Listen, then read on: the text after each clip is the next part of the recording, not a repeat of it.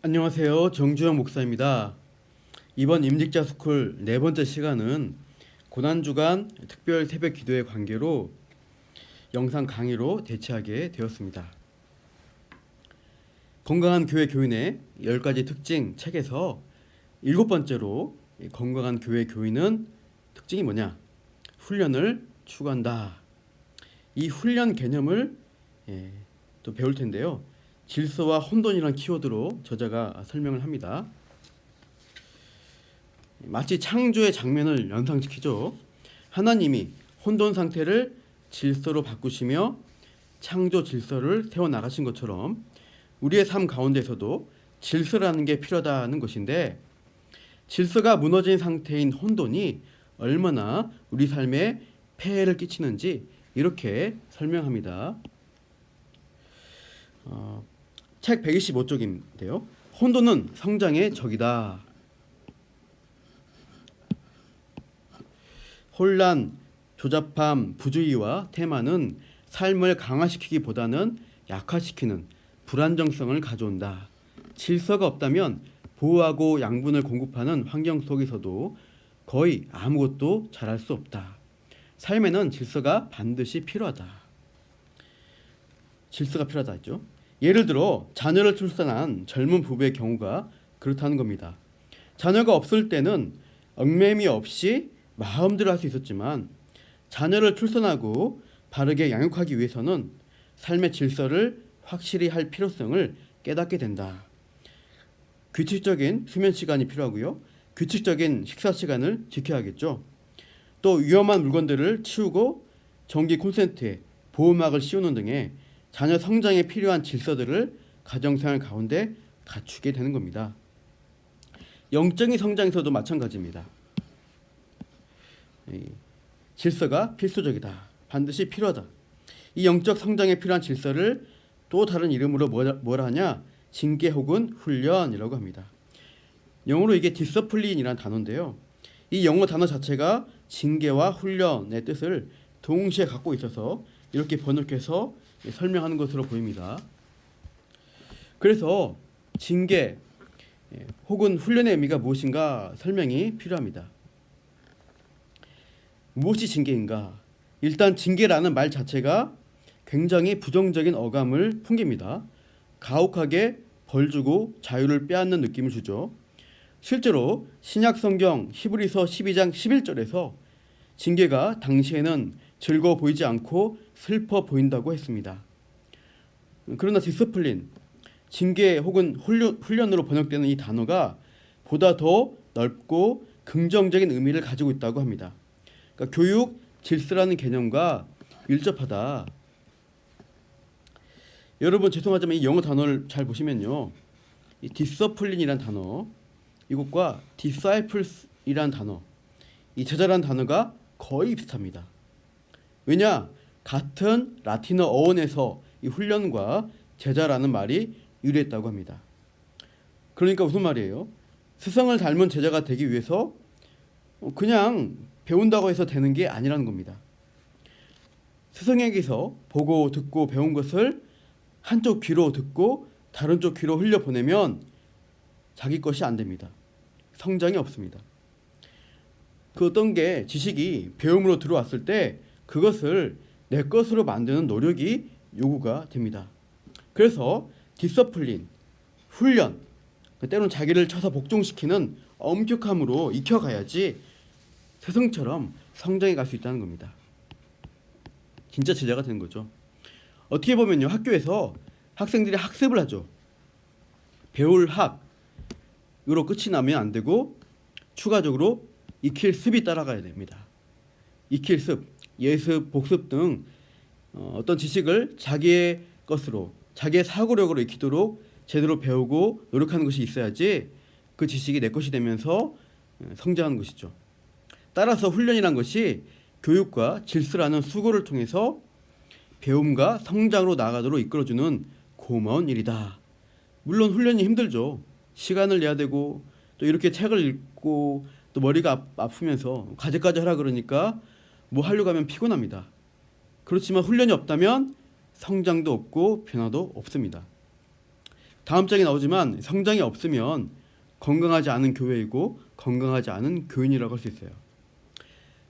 여러분 한창 자라가야 할 나이에 자녀가 성장 발육이 안 되고 있다면 당장 병원 가서 검사하고 무슨 문제가 있지 않은지 살펴봐야 됩니다. 필요하면 치료도 받아야 되죠. 임직을 준비하시는 여러분도 신앙훈련, 제자훈련, 성경공부 등을 통해서 끊임없이 성장하는 과정이 있지 않고 영적 어린아이로 퇴보하고 있다고 하면은 나 자신에 대한 영적 건강에 대한 진단과 치료가 필요할 수 있습니다. 그래서 건강한 교회 교인의 삶에서 훈련은 어떤 것인가? 두 가지 형태로 일어난다고 합니다. 디모데후서 3장 16절 모든 성경은 하나님의 감동으로 된 것으로 교훈과 책망과 바르게 함과 의로 교육하기에 유익하니. 두 가지를 말하는데요. 첫 번째로 형성하는 훈련이다. 바르게 하는 의로 교육한다는 거죠. 두 번째로 바르게 하는 훈련이다. 책망과 관련된 것인데요. 이제 징계라고 책에서 말하고 있지만 이게 훈련으로 좀 번역하는 게 또 정서적으로 맞을 것 같습니다. 첫 번째, 형성하는 훈련, 징계. 마트 대법 목사님은 이것을 덕을 세우는 징계다, 훈련이다라고 설명합니다. 나무가 바른 방향으로 자라도록 돕는 버팀목 같은 것이고요. 또 삐뚤삐뚤난 치열, 그것을 교정하는 것이고 자전거 보조 바퀴 같은 역할을 하는 것이라고 합니다. 예배와 설교, 성경 공부로 배우는 것, 또 셀 모임에서 교제하고 서로 격려하는 일들이 그 사람의 신앙적 인격을 형성하는 훈련이 되는 거죠. 긍정적이고 건설적이고 덕을 세우는 훈련이다. 두 번째로 바르게 하는 훈련이 있다. 이것은 책망으로 바르게 만드는 교육입니다. 지체간 또 공동체 가운데 이 죄의 문제가 일어났을 때 행해져야 하는 징계, 쉽게 말해서 권징이 있어야 한다는 겁니다. 참된 교회 표지 세 가지가 있다고 하죠. 바른 말씀, 성례, 그리고 권징입니다. 그러니까 누가 죄를 지었는데 가만히 내버려 두면 어떻게 될까요? 그 영혼도 죽게 되고 그 공동체에도 큰 해악을 끼치게 됩니다. 말씀에 순종하며 거룩을 추구해야 할 이 교회 공동체가 죄에 물들어 버려서 바른 질서가 무너지는 결과를 낳게 되죠. 그래서 바울 서신에 보면 음행의 죄를 범한 교인을 꼭 징계하도록 바울이 명령하는 것을 볼 수 있습니다. 교회 안에서 성도 간에 일어날 수 있는 어떤 죄들, 폭행, 폭언 같은 죄, 돈과 관련된 범죄, 이단적인 거짓 가르침, 게으름까지도 권징의 대상이 되는 겁니다. 지난 시간에 이건희 목사님이 언급하셨는데요. 마크 데바 목사님은 교회가 진정으로 성장하려면 앞문을 닫고 뒷문을 열어야 한다고 역설했습니다. 미국 교회사에서요. 남북전쟁 이전 시대에 이 남침내 교인들이 매년 거의 2%에 달하는 교인들을 교회에서 쫓아냈다고 합니다. 그래서 교세가 줄었느냐? 오히려 당시 인구 성장률의 2배로 교회가 성장했다고 합니다. 그러니까 성경적 권징, 징계를 시행하면 전도에 악영향을 끼칠 거라고 생각하는데 그렇지 않다는 거죠. 오히려 권징이 없어서 어중이 떠중이가 모여있게 되는 교회는 당장 사람 숫자가 많을지는 몰라도 결국 교회 정체성이 사라지고 다음 세대에는 사라져버리게 될 것입니다.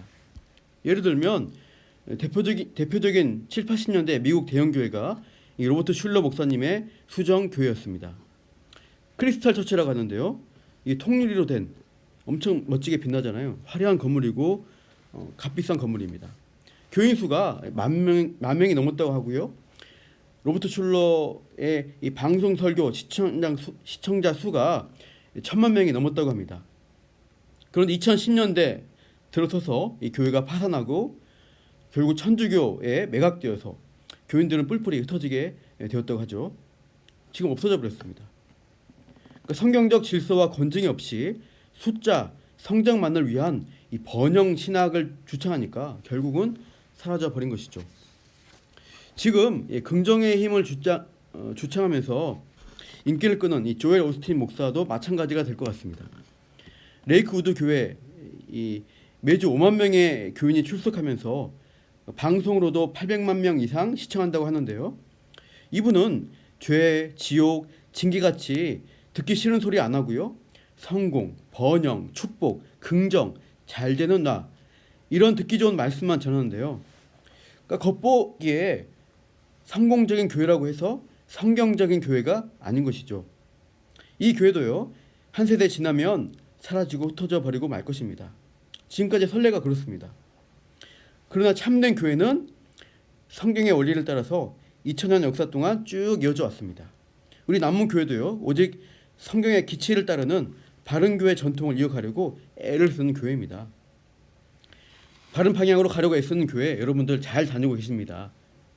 그 자부심 가지고 함께 훈련받고 또 바른 교회로 나아가는데 계속 동참해 주시기를 바랍니다. 그러면 우리는 어떻게 훈련을 기쁘게 추구할 수 있을까? 5가지 제안을 합니다. 첫째, 온유함으로 하나님의 말씀을 받아들이라.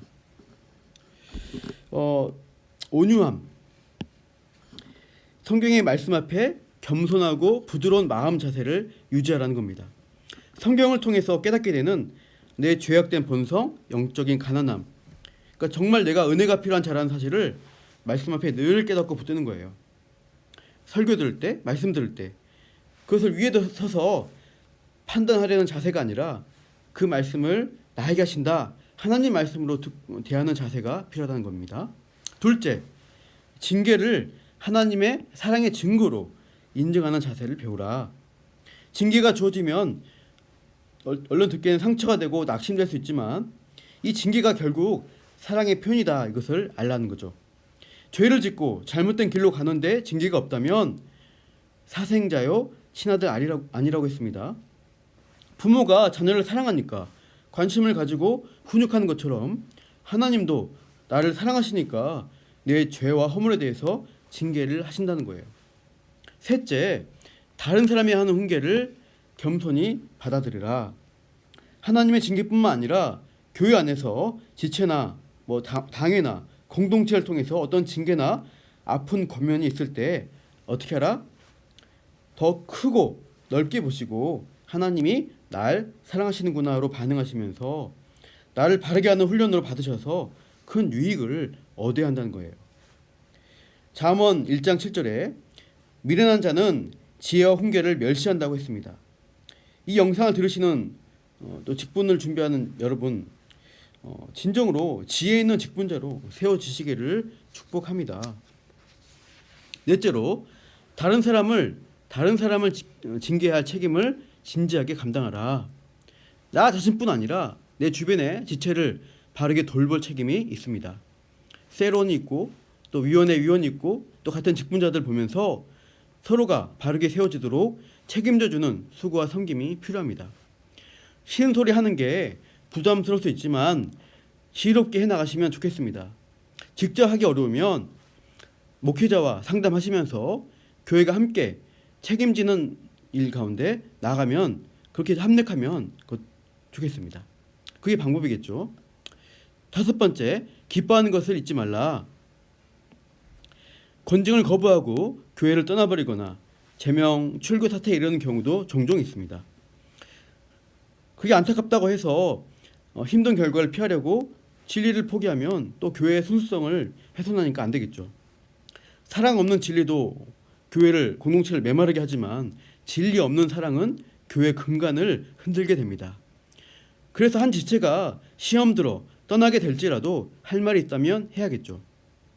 그렇게 회개하도록 도전해서 만약 그 영혼이 진리 가운데 돌아온다면 그보다 큰 기쁨이 없다 이거죠.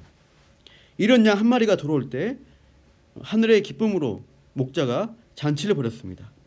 돌아온 탕자를 본 아버지의 기쁨이 건강한 교회를 통해서 나타날 것을 기대라.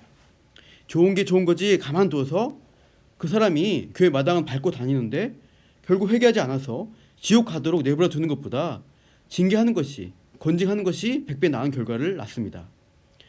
사람의 기쁨으로 모면하지 마시고 하늘의 기쁨을 기대하면서 권징과 징계가 잘 실천되도록 해야 하겠습니다.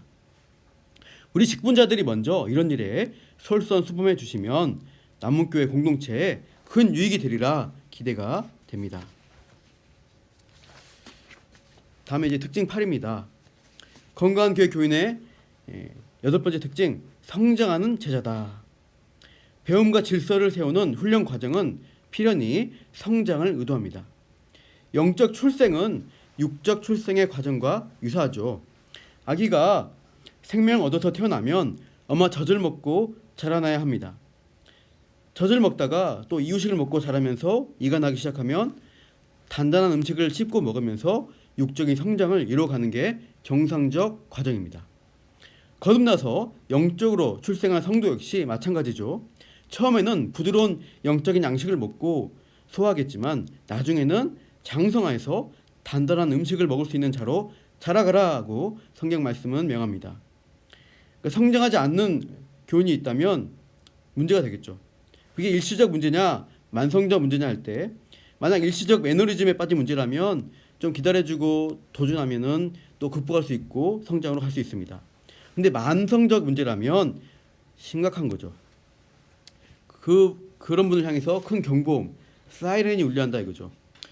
그리스도의 도의 초벌을 버리고 장성한 자로 나아가야 되는데 그러지 못하면 빨리 일깨우는 일들, 충격요법이 좀 필요합니다.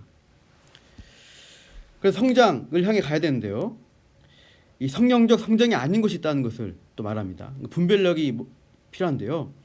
누가복음 18장에 보면은 이 바리새인이 자랑하는 기도를 하는데 이 장면에서 세 가지 문제점을 집어냅니다. 첫째, 성과라는 덫입니다. 스포츠하는 선수처럼 어떤 숫자의 기록, 수량화된 결과를 가지고 성장이라고 할 수 없다. 이 바리새인이 기도한 거 보면은 나는 일주일에 2번 금식했다. 모든 소득에서 10분의 1, 11조를 드렸으니까 내가 성장 수치가 높다. 난 잘하고 있다라고 자랑합니다. 우리도요, 영적 성장을 그런 수치, 횟수로 측정하려는 오류에 빠질 수 있겠죠. 나는 일주일에 몇 번 이상 큐티하면서 또 기도를 몇 번 이상, 몇 시간 이상 하고요.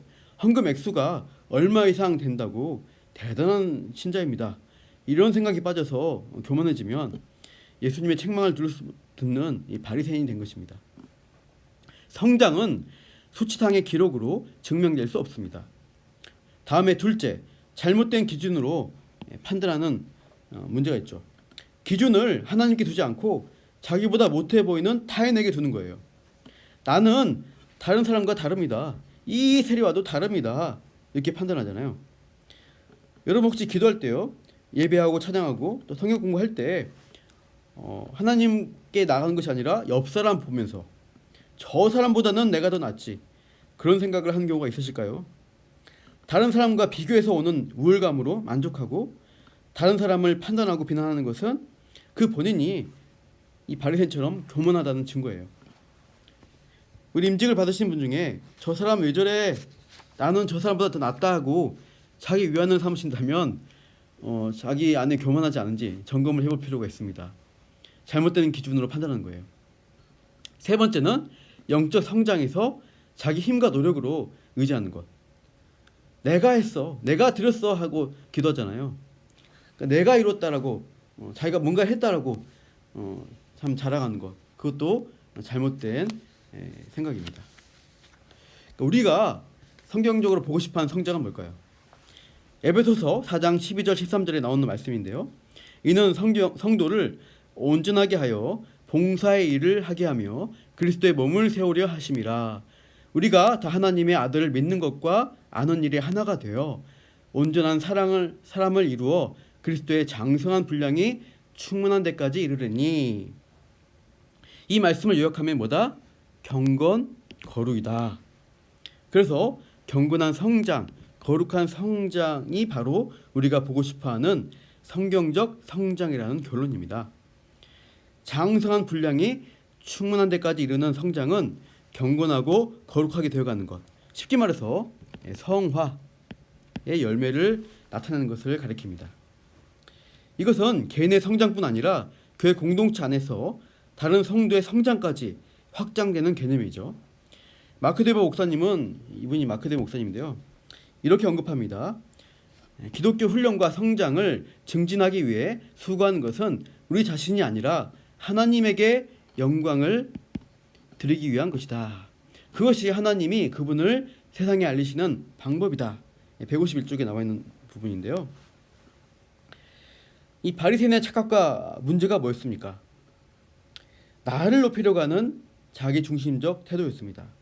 그러니까 자기 영광을 위한 종교생활을 하니까 성장이 아니라 하나님 앞에서 죄를 쌓고 있는 모순적인 태도를 나타내 보인 것입니다.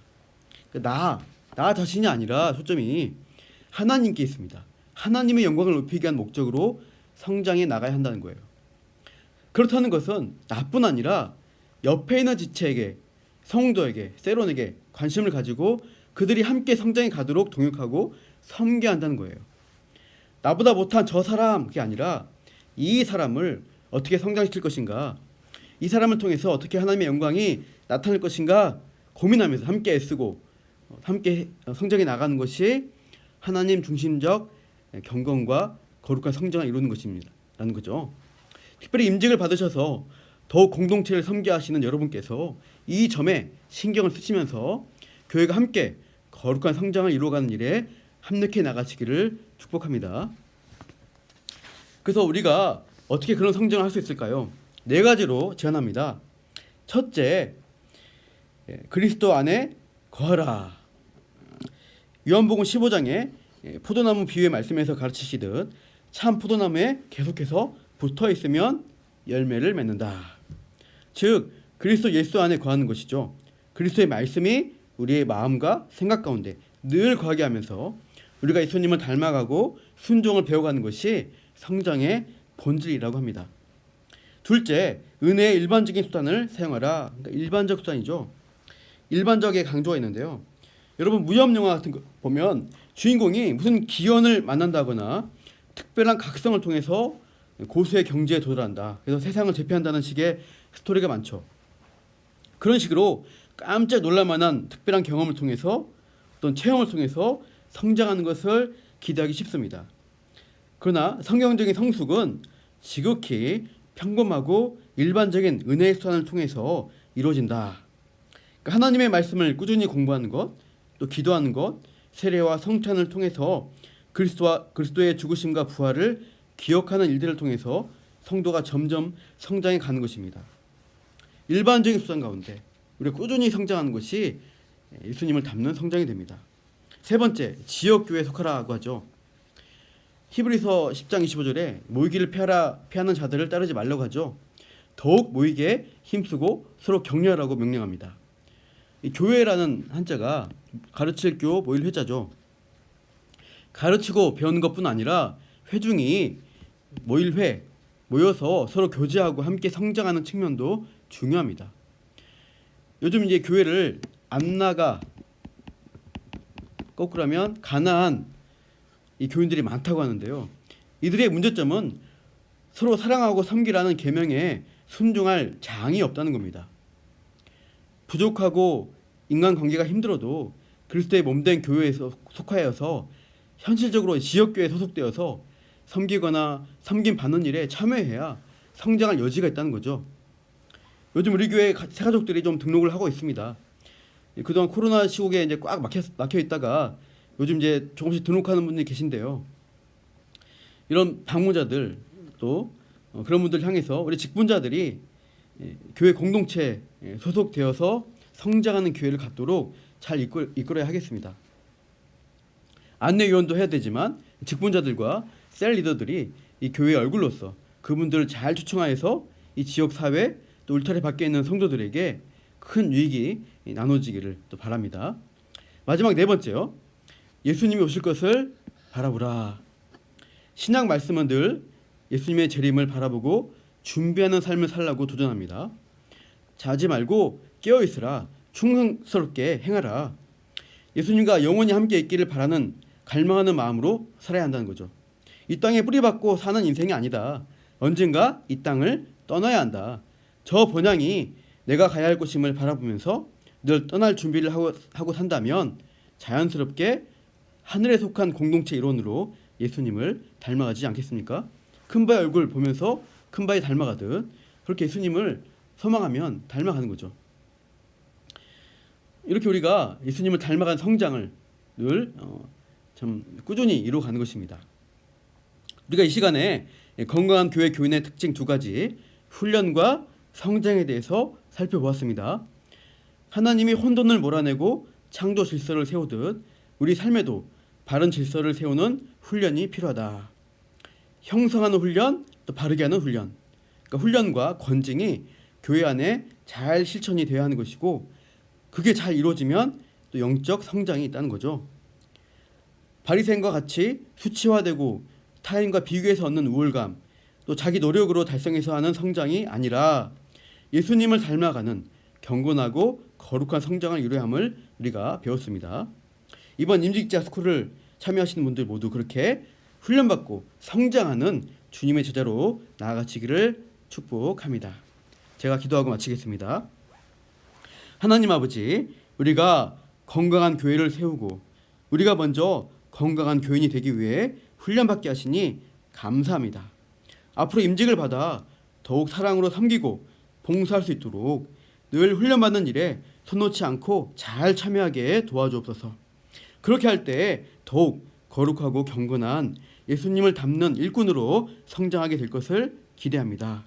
직문자들을 통하여서 온 교회 공동체가 함께 성장하고 큰 유익을 얻기를 기대합니다. 우리를 통해 그렇게 일하신 하나님을 찬양하며 감사하며 예수님의 이름으로 기도합니다. 아멘.